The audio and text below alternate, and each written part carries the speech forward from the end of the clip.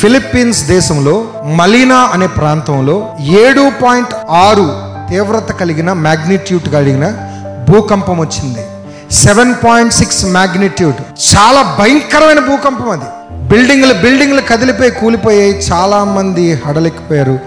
ఇప్పుడు సునామీ కూడా రాబోతుందని హెచ్చరికలు జారీ చేయబడ్డాయి. జాగ్రత్త గమనించండి. ఎందుకు చెప్తున్నానంటే, ఒక స్కూల్లో ఉన్న పిల్లలందరూ హడిలిపోయి బిల్డింగ్ ఊగిపోతుంటే పిల్లలు కేకలు.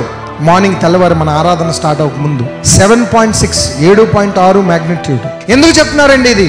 జాగ్రత్త గమనించండి. సంగమా, యానివర్సరీలు చేసుకుంటున్నాం మనం. భూమి ప్రభు రాకడకి సిద్ధం అవ్వాలి. మత్తయి సువార్త 24:8 అక్కడక్కడ కరువులు భూకంపములు కలుగును, ఇవి అన్నీ వేదనలకు ప్రారంభం. గమనించండి.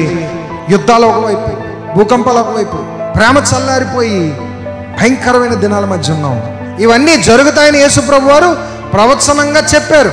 ఇవన్నీ మనం చూస్తున్నాం. అంటే దేనికి సిద్ధపడాలి తెలుసా? క్రీస్తు రాకడ కొరకు సిద్ధపడండి అని మనం అనుకుంటాం, కానీ కాదు.